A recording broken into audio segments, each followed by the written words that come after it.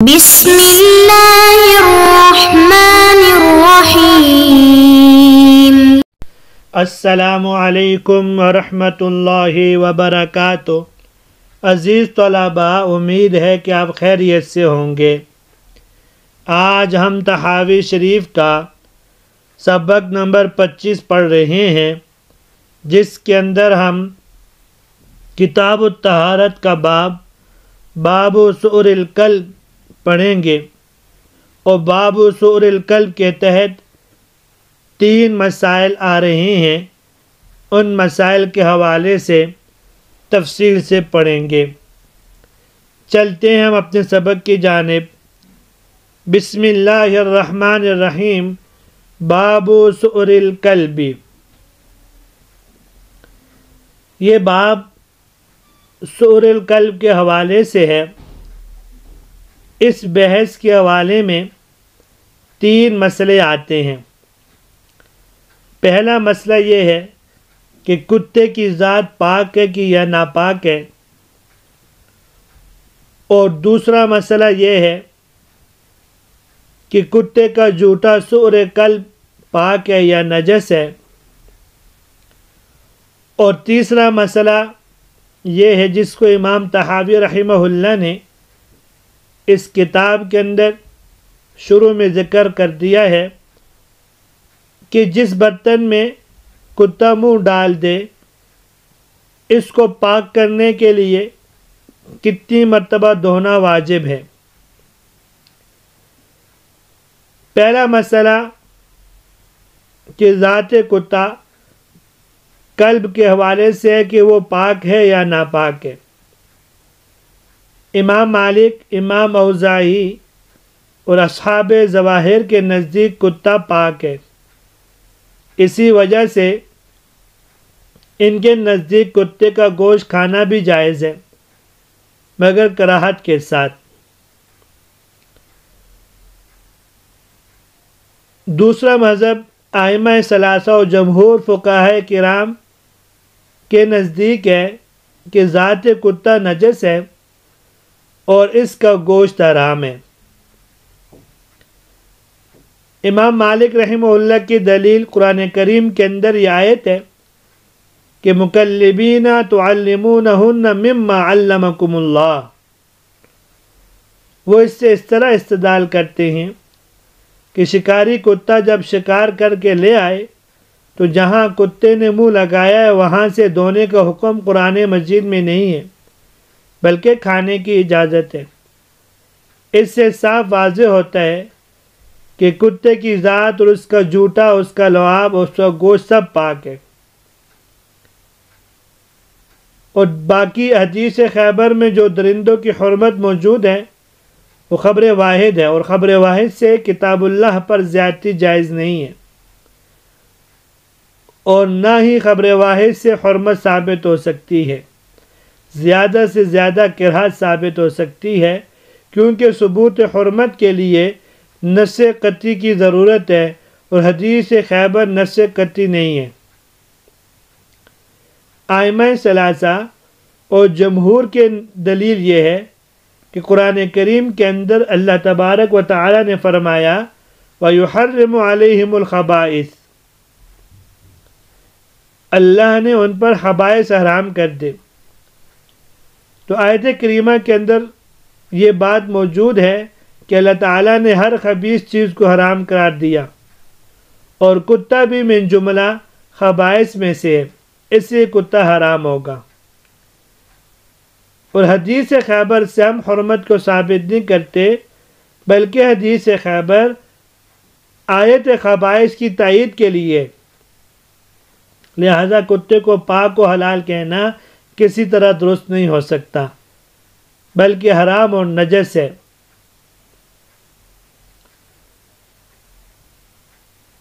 باقی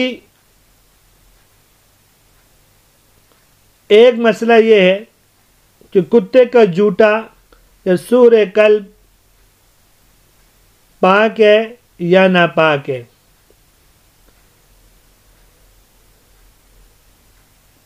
جو لوگ سؤر کلب کے نجس ہونے کے قائل ہیں، ان کے نزدیک طہارت کی صورت کیا ہے؟ امام شافعی اور امام احمد بن حنبل کے قول میں اور امام محمد ابن سیرین، اسحاق ابن راہویہ، ابو ثور، ابو عبید رحمہم اللہ، ان کے نزدیک سور کلب سے برتن 7 دفعہ دھلے بغیر پاک نہیں ہو سکتا۔ اور امام طحاوی یہ بھی فرماتے ہیں ان 7 میں سے پہلی مرتبہ رگڑنا بھی مٹی سے واجب ہے۔ اور قرآن طحاوی شریف کے اندر فَذَهَبَ قَوْمٌ إِلَىٰ هَٰذِهِ الْأَثَرِ کے مصداق یہی لوگ ہیں۔ دوسرا مذہب حضرت حسن بصری رحمہ اللہ، امام احمد بن حنبل رحمہ اللہ کا مشہور قول یہ ہے کہ سور کلب کو 8 دفعہ دھونا واجب ہے اور 8ویں دفعہ اس کو مٹی سے مانجنا واجب ہے۔ وَلَقَدْ قَالَ الْحَسَنُ فِي ذَلِكَ سے اسی طرف اشارہ ہے۔ اور تیسرا مذہب امام ابو حنیفہ، امام ابو یوسف، امام محمد رحمہ اللہ اور جمہور احناف کے نزدیک سور کلب کو عام نجاستوں کی طرح 3 مرتبہ دھوئیں گے تو اس کے دھونے سے برتن پاک ہو جاتا ہے، نہ 7 مرتبہ دھونا واجب ہے اور نہ ہی مٹی سے رگڑنا۔ اور یہی لوگ وَخَالَفَهُمْ فِي ذَلِكَ آخرون کے مصداق ہیں۔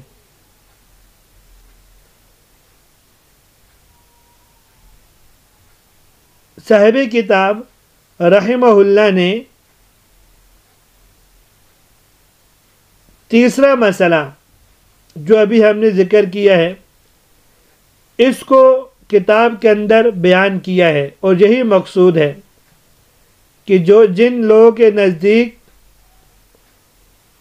ذات کتا نجس ہے ان کے ہاں سور کلب بھی نجس ہوگا، کیونکہ لعاب یہ گوشت سے پیدا ہوتا ہے، گوشت حرام ہے تو ان کا جوتا بھی حرام ہے۔ ان کے نزدیک تطہیر کا طریقہ کیا ہوگا، جس کو ہم نے تفصیل کے ساتھ ابھی آپ کے سامنے ذکر کر دیا ہے، اور کتاب کے شروع کے اندر ہی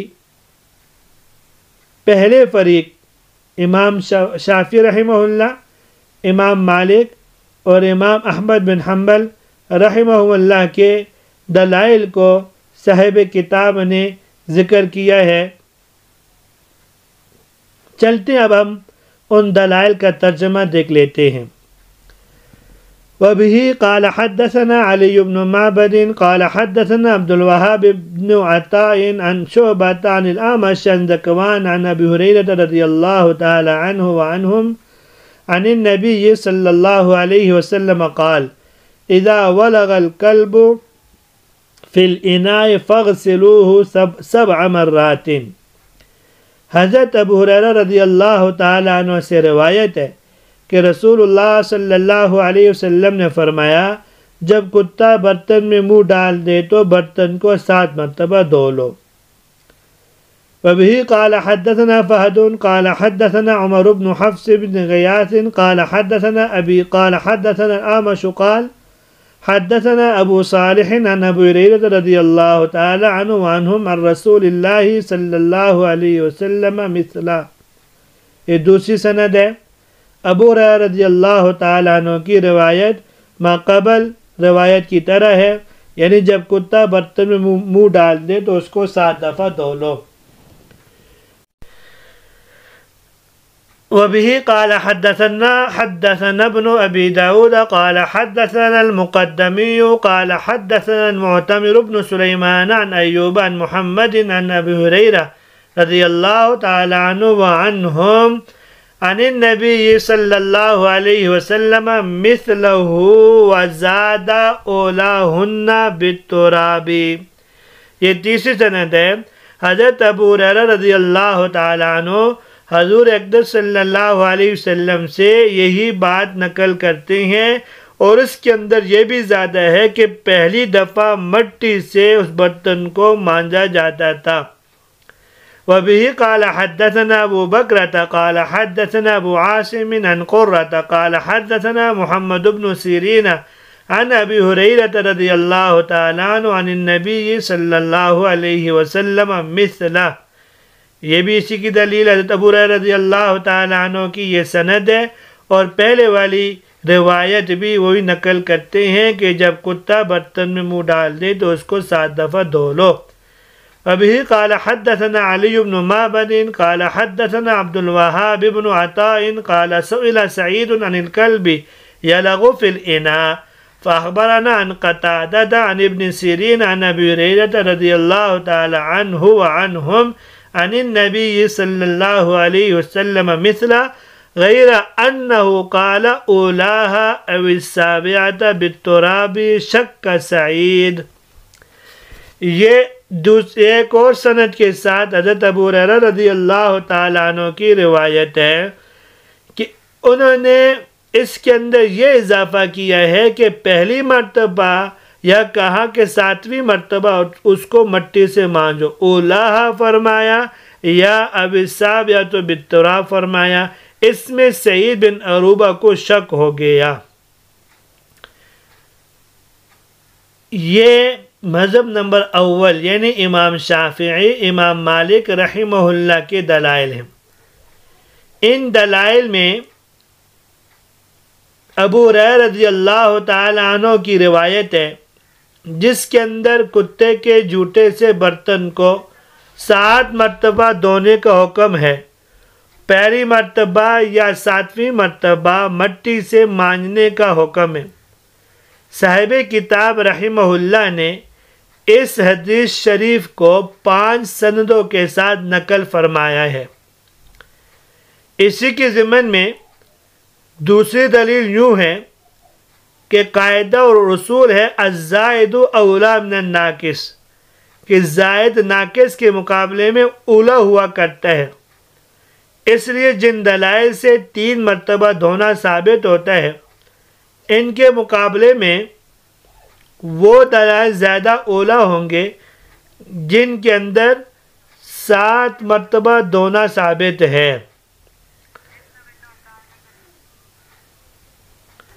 اور صاحب کتاب رحمہ اللہ نے اس لیے ان دلائل کو ذکر کرنے کے بعد فرمایا فَذَهَبَ قَوْمٌ، اس قوم سے کا مصداق امام شافعی رحمہ اللہ، امام احمد بن حنبل رحمہ اللہ اور امام مالک رحمہ اللہ ہیں.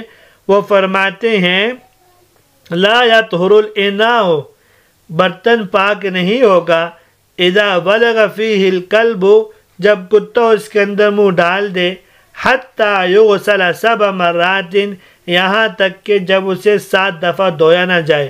اولاہن بالتراب، پہلی دفعہ مٹی سے مانجا جائے گا. کما قال النبی صلی اللہ علیہ وسلم، جیسا کہ حضور اقدس صلی اللہ علیہ وسلم نے ذکر فرمایا ہے. تو لہٰذا یہ 2 دلائل پہلے مذہب والے کے گزر چکے جس کے اندر دونوں مسئلے واضح ہو گئے.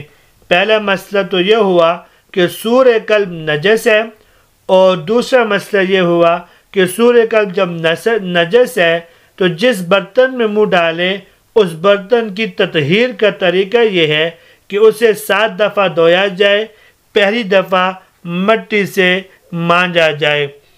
یہاں تک پہلے مذہب کے دلائل اور ان کا مذہب ذکر ہوا ہے. وَخَالَفَهُمْ فِي ذَلِكَ آخَرُونَ فَقَالُوا يُغْسَلُ الْإِنَاءُ مِنْ ذَلِكَ كَمَا يُغْسَلُ مِنْ سَائِرِ النَّجَاسَاتِ. یہ دوسرا مذہب ذکر کیا یہاں سے. وَخَالَفَهُمْ فِي ذَلِكَ آخَرُونَ کا مصداق امام ابو حنیفہ، امام ابو یوسف، امام محمد رحمہ اللہ اور جمہور احناف ہیں. ان کے نزدیک یغسل الاناء من ذالک کما یغسل من سائر النجاسات، یہ ان کا مذہب ذکر کیا کہ ان حضرات کے نزدیک عام نجاستوں کی طرح 3 مرتبہ وہ برتن جس برتن میں کتا منہ ڈالے دھونے سے پاک ہو جاتا ہے. 7 مرتبہ دھونا نہ واجب ہے اور نہ ہی اس کو پہلی یا آخری دفعہ مٹی سے مانجنا ضروری ہے. وَاحْتَجُّوا فِي ذَلِكَ بما قد روی عن النبی صلی اللہ علیہ وسلم فمن ذالک۔ اب یہ دوسرے مذہب والوں کے دلائل ہیں، ان کے دلائل یہاں سے صاحب کتاب رحمہ اللہ شروع کر رہے ہیں۔ اس سے پہلے کہ ہم ان دلائل کے ترجمے کی طرف جائیں تو جو لوگ 8 مرتبہ دھونے کے قائل ہیں ان کی دلیل کو دیکھ لیتے ہیں، جو ہم نے شروع میں ذکر کیا تھا کہ بعض لوگ کہتے ہیں کہ 8 دفعہ دھویا جائے گا اور 8ویں مرتبہ مٹی سے مانجنے کا حکم ہے، تو اس کا جواب یہ دیا جاتا ہے کہ 7 مرتبہ دھونے والے کی روایت یا 8 مرتبہ دھونے کی روایت کے متن میں سخت اضطراب واقع ہوا ہے۔ حضرت سہارنپوری رحمہ اللہ نے اور امام دارقطنی رحمہ اللہ سے نقل فرمایا ہے کہ اس روایت کے متن میں بعض روایت کے اندر 7 مرات اور بعض روایت کے اندر 3 مرات اور بعض میں 5 اور بعض میں 7 کا لفظ آیا ہے، اور بعض روایت کے اندر اولاہن بالتراب اور بعض کے اندر الثامنہ بالتراب اور بعض کے اندر السابع بالتراب اور بعض کے اندر اخراہن بالتراب آیا ہے۔ تو جس حدیث کے متن میں اس طرح گوناگو اضطراب واقع ہو، اس کے ذریعے سے حکم وجوبی کے ثبوت پر کس طرح استدلال کیا جا سکتا ہے؟ اور ان تمام روایات کے اندر ایک بات تو یقینی طور پر ثابت ہے، اور وہ یہ ہے کہ 3 دفعہ دھونا یقینی طور پر ثابت ہے، اور اس سے زائد کے سلسلے میں احتمال ہے، اس سے 3 مرتبہ کو واجب کہا جائے گا اور اس سے زائد کو مستحب کے درجے میں قرار دیا جا سکتا ہے، اس سے آگے کچھ نہیں ہے۔ اب ہم آگے وَاحْتَجُّوا فِي ذَلِكَ بِمَا قَدْ رُوِيَ عَنِ النَّبِيِّ صلی اللہ علیہ وسلم سے باب کے آخر تک احناف کے دلائل پر نظر ڈالتے ہیں۔ احناف کے دلائل انشاءاللہ اگلے درس کے اندر پڑھیں گے۔ یہاں تک امید ہے کہ آج کا سبق آپ کو سمجھ میں آ گیا ہوگا۔ اجازت دیجیے، اللہ تبارک و تعالی ہم سب کی حامی و ناصر ہوں۔ السلام علیکم ورحمۃ اللہ وبرکاتہ۔